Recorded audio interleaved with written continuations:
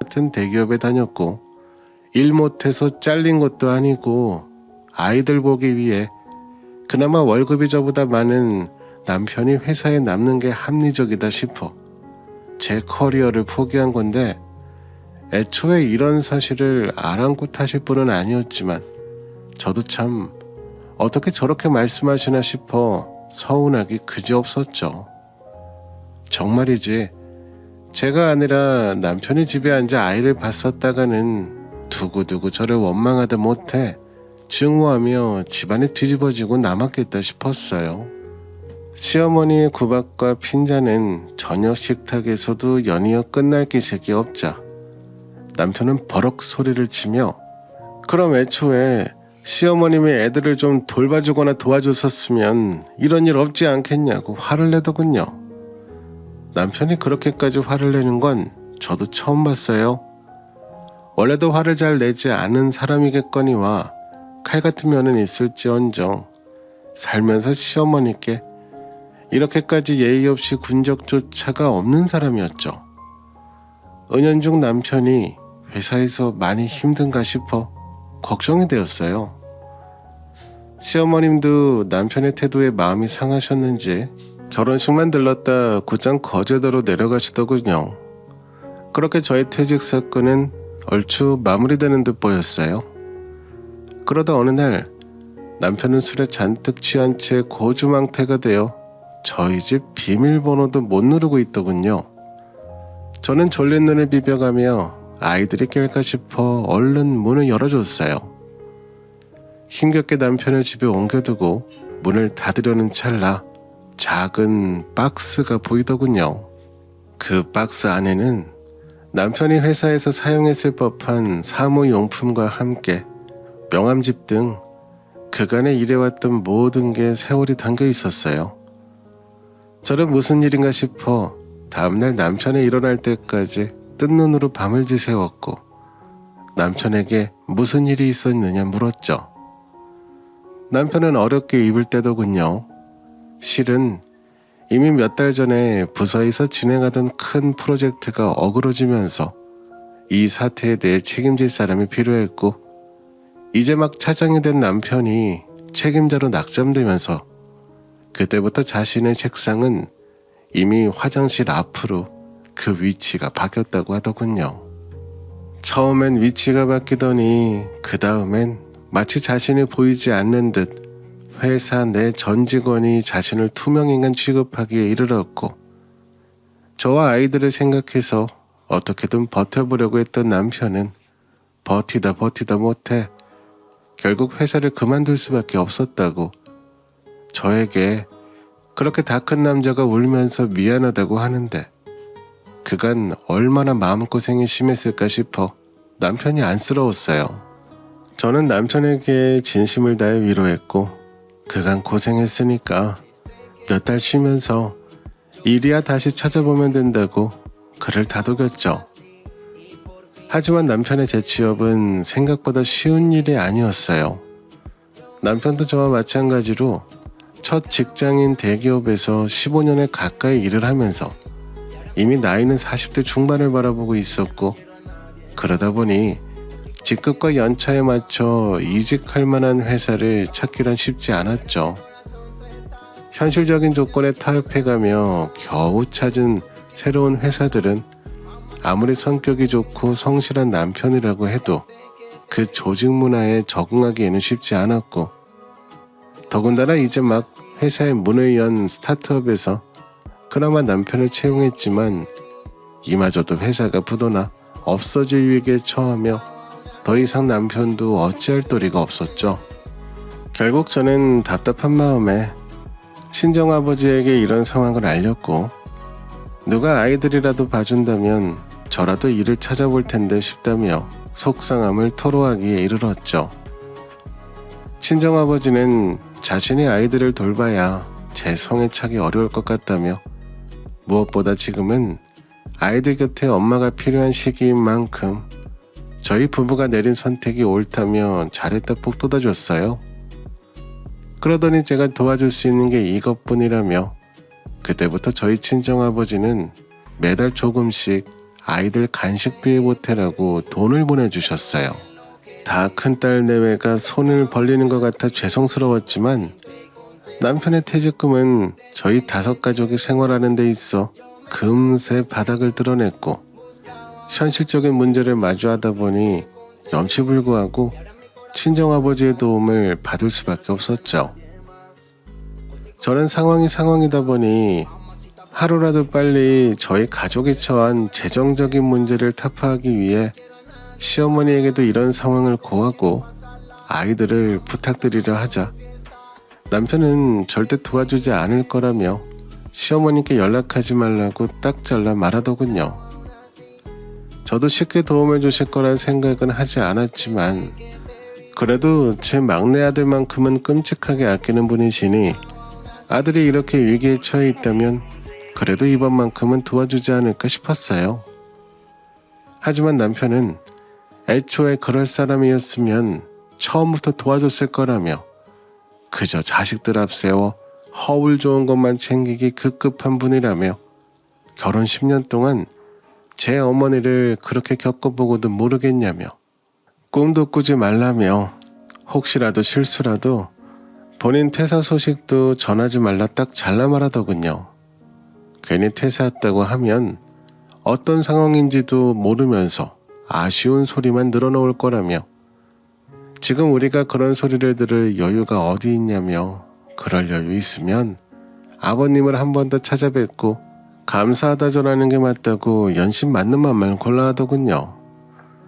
결국 저희는 시어머니께는 그 어떤 소식도 알리지 않기로 마음먹었고 저와 남편은 생활고만큼은 피해보고자 닥치는 대로 일을 찾아 나섰어요. 남편은 그 후로도 몇 번의 고배를 마시고서야 새 차 일을 구하게 되었고 남편은 되려 몸이 피곤한 만큼 돈을 벌 수 있다며 처음 하는 일임에도 불구하고 가족을 책임지려는 심지가 꺾이지 않도록 애써 웃어 보였죠.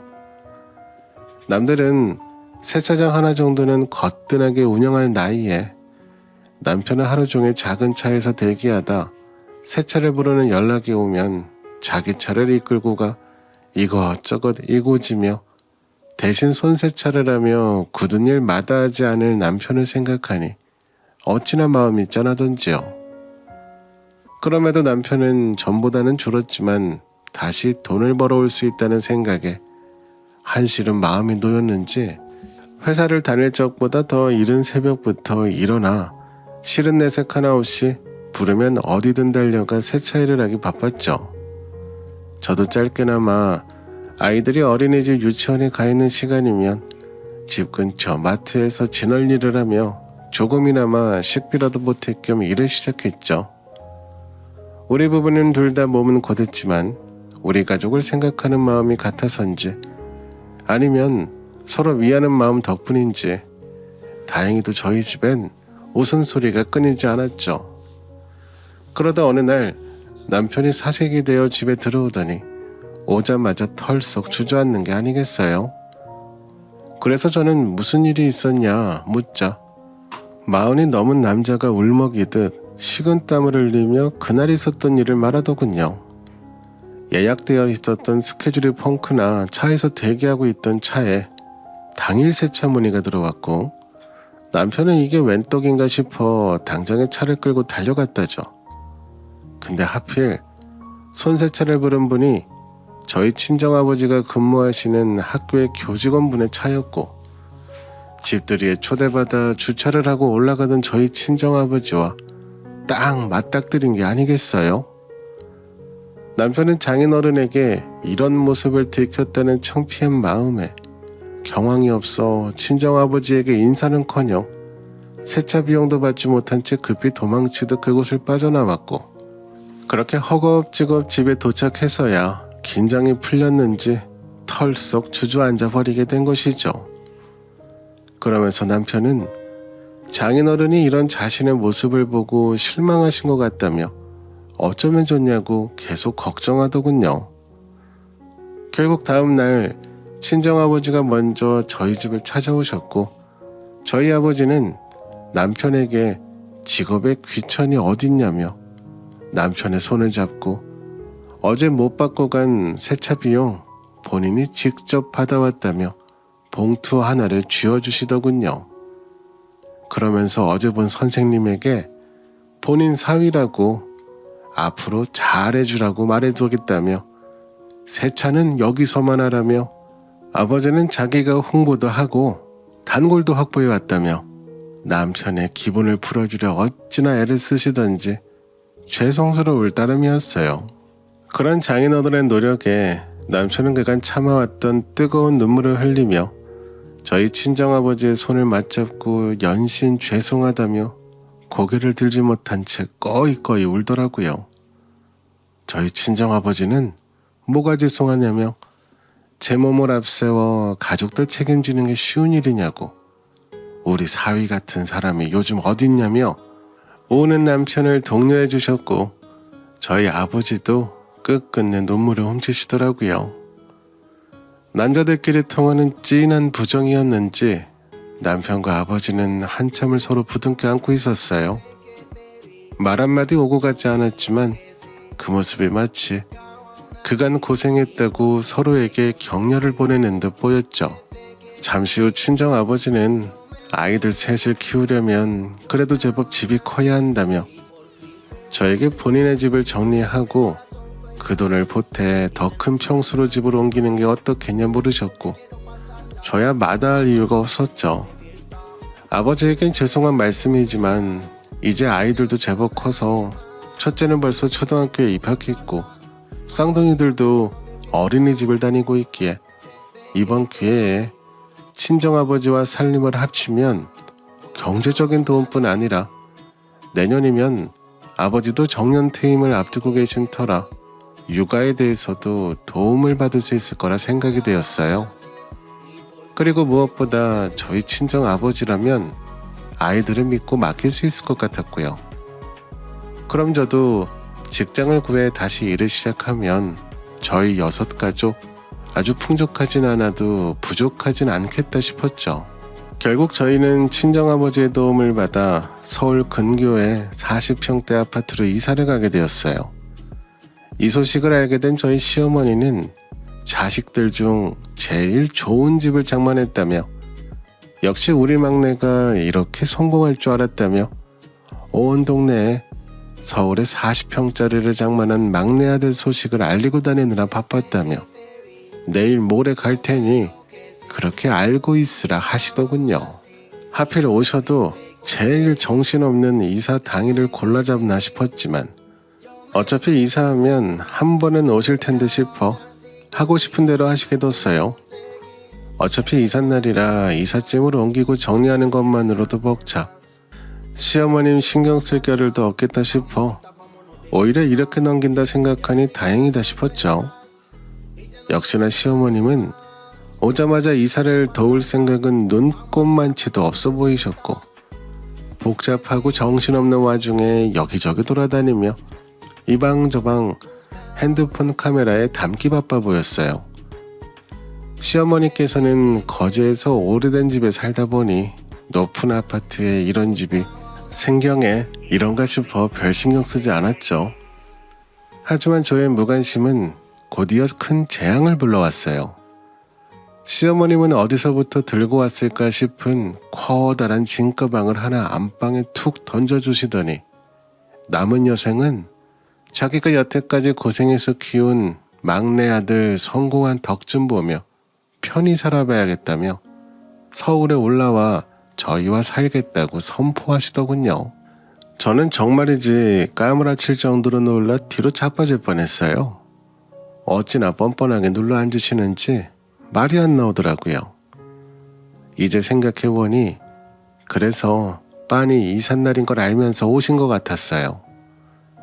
자신의 지낼 방을 독점하기 위해서 말이죠. 시어머님은 거제에서 가구를 옮겨오는 게 배보다 배꼽이 더 큰 일이니 본인이 살면 얼마나 산다고 그냥 저렴한 것들로 주변에 사서 방을 채우겠다며 커다란 안방에 뭘 어떻게 넣을지 그래도 침대는 좋은 걸 써야 하지 않겠냐며 반기는 사람 하나 없는 저희 집 안방을 점령하고 계셨죠. 그러다 참다 못한 남편이 이제 와서 그게 무슨 소리냐며 제발 사람이 정도가 있고 염치 좀 있으라며 소리를 치더군요. 그랬더니 남편은 결국 이미 오래전에 엄마가 그렇게 대기업 입에 살고 살던 그 회사에서 쫓겨나다시피 잘려서 가장 노릇도 못하고 빌빌거리고 있을 때도 우리 가족 도움 주신 건 장인어른 뿐이라며 이 집도 장인어른 도움 아니었으면 어림도 없었다고 결국 그간 숨겨온 비밀을 실토할 수밖에 없었죠. 하지만 시어머님은 생각보다 더 강적이셨어요. 연이어 남편은 대체 엄마가 이제 와서 무슨 낯으로 떡하니 안방을 짜자냐고 물었고 시어머니는 귓등으로도 듣지 않으시더니 그새 진가방을 베고 안방에 떡하니 눕는 게 아니겠어요? 그러더니 남자가 가정을 책임지고 살다 보면 이런 일도 있고 저런 일도 있는 거지. 뭐 이런 잘난 사위 공짜로 얻으려 했냐며 그런 도둑놈 심보가 어딨냐고 마치 저희 친정아버지가 본인 집을 팔고 도움을 주시는 게 당연한 것처럼 말씀하시더군요. 하필 때마침 본인의 이삿짐을 옮기기 위해 도착한 저희 친정아버지가 시어머님의 망언을 모두 듣게 되었고 아버지는 짐을 실어온 트럭들을 돌려보내며 자기가 너무 생각이 짧았다며 사돈 어르신 입장을 미처 생각해보지 못하고 섣불리 집을 합친 것 같다고 저와 남편에게 연신 미안하다는 말씀만 남긴 채 우선 오빠네 집으로 돌아가셨죠. 정말이지 그런 아버지 뒷모습을 보고 있자 하니 너무 속상하다 못해 분통이 터졌어요. 대체 왜 저희 아버지가 이런 대우를 받아야 하는 거죠? 이제껏 물심양명으로 도움 주신 건 시어머님이 아닌 저희 아버지였어요. 연달아 이어진 딸 내외의 퇴직 소식을 알게 되고부터는 아버지는 자기가 돈 쓸 일이 뭐가 있냐며 달에 100만 원씩 보내주셨고 남편이 세차일을 하고부터는 주말도 없이 일했던 터라 일주일 내내 저 혼자 삼남매에게 시달리는 게 안쓰러우셨는지 거짓 매주 주말이면 저 대신 아이들을 돌봐주시겠다며 저희 집을 찾으셨죠.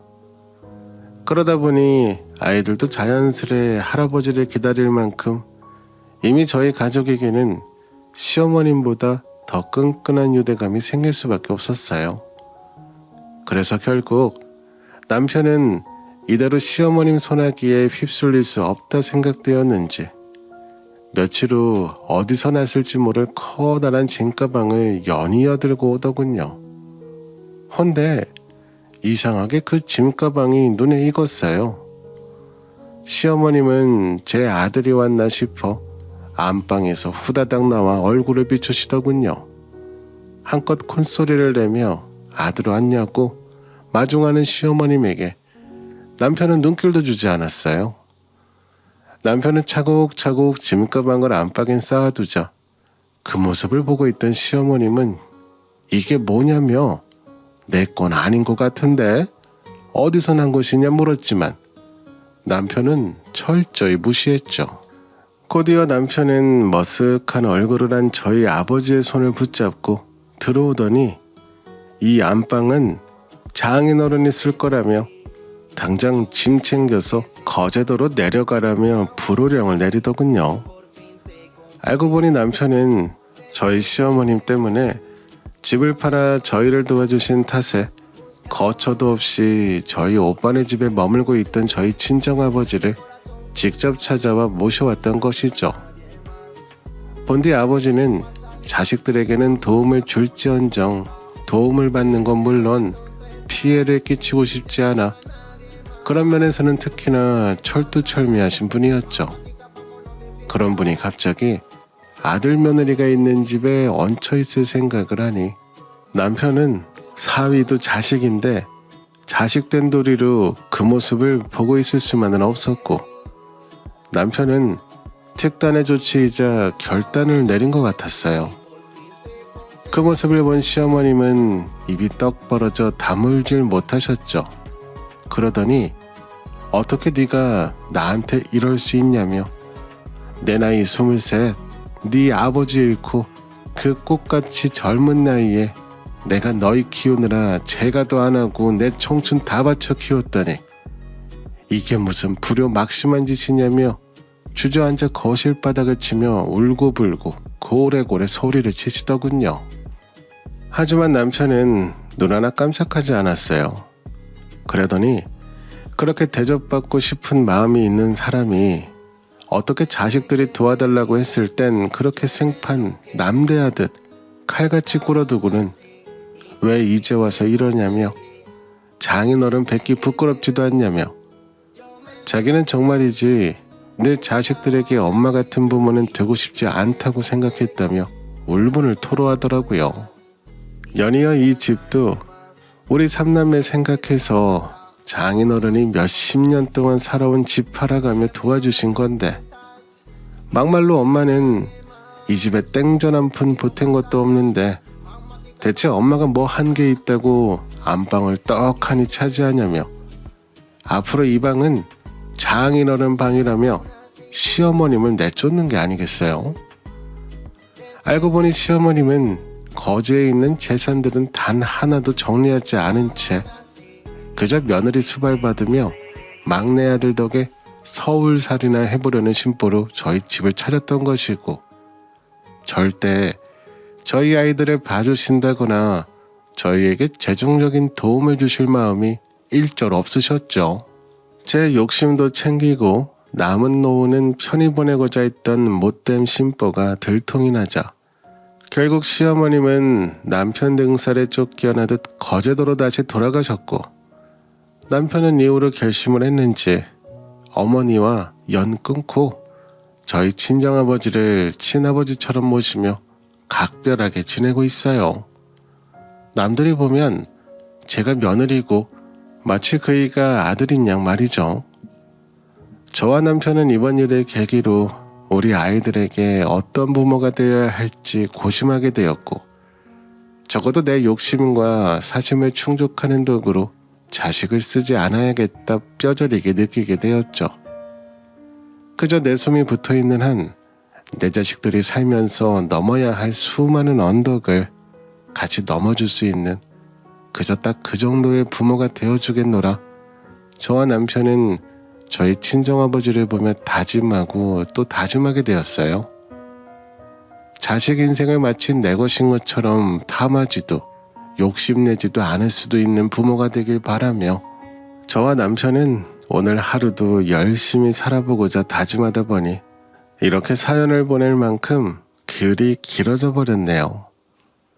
부디 제 사연을 듣고 계신 모든 분들 모두 오늘 하루도 잘 이겨내길 바라며 이만 저의 이야기도 여기서 마치도록 할게요.